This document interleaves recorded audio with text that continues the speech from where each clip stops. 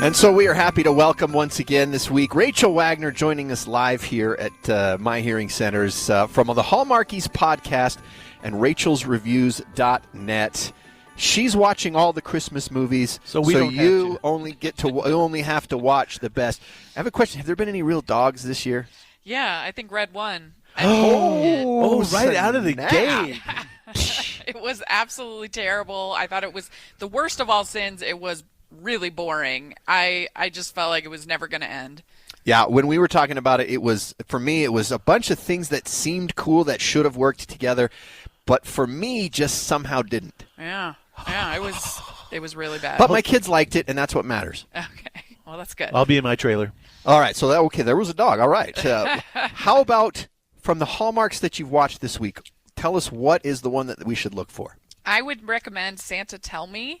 This stars Erin Krakow, and it's a fun story. She makes a wish when she's a little girl, and that she will be able to find love. And 25 years later or whatever, she gets a special note from Santa saying that she's going to fall in love with a Nick, and then the next week she meets 3 guys named Nick. Oh. And so it's like, which one is the actual Nick? Now that's a clever premise. Yeah, and it's fun because Erin Krakow is in it with Daniel Lissing, and they were the leads in When Calls the Heart, and so it's fun to see them reteam. So what I'm hearing is people who are as dedicated as you recognize those names. Yes. And that immediately means something to them. Yes. Because what I heard was Bob Blah Blah and Bob Blah Blahs. I love their work. They have nice chemistry together. They were pretty popular on the show, so it's fun to see them in this movie together. And then the other 3 Nicks are very, very dreamy. So it was just a fun, whimsical little romance. Oh, okay. And that one's called Santa Tell Me. Santa Tell Me, and that's on the Hallmark Channel? Yes. Now, has that one already in rotation, or is that one premiering here coming up? So it was this last weekend. Okay. So, Yeah. all right. So it's fresh. Fresh. Now, we talked about Hot Frosty. What did you think of Hot Frosty?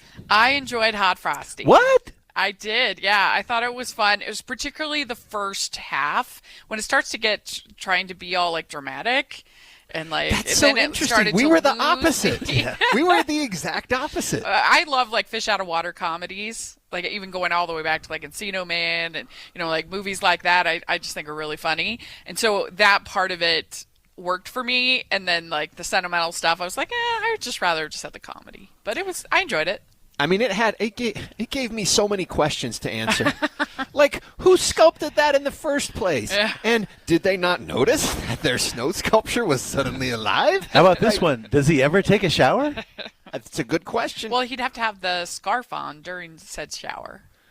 Yeah, so again, just enjoy it for what it is. It is Netflix, so you can start and stop whatever you want. Scarf. Now, you were telling me that there is an animated short on Disney+. Yes, this is my big recommendation for the week. It's called An Almost Christmas Story. It's a very sweet animated short directed by David Lowery and produced by Alfonso Cuarón, so it's got a big pedigree. Some big names behind it. Yeah, and it's about this little owl that gets caught up in the Christmas tree that's getting sent to Rockefeller Plaza. Oh. Yeah, and he meets a little girl named Luna, who he needs to help, and the two of them have their little. It's really cute. How long is it? I think it's 25 minutes. Oh, okay. Like So that, I was yeah. thinking it was like 10 minutes. Or So it's like a something longer short, but yeah, it's in the grand tradition of holiday shorts. It's a real sweet. It's something that would fill a half an hour on network TV if they ever decide to show it there. Right. But right now exactly. it is only on Disney Plus. Correct. And that's your recommendation? Yes. What's it called one more time? An Almost Christmas Story. An Almost Christmas Story. Any other hallmarks we should know about real quick? Well, there was a nutty one called Trivia at St. Nick's that was bonkers. There's a movie?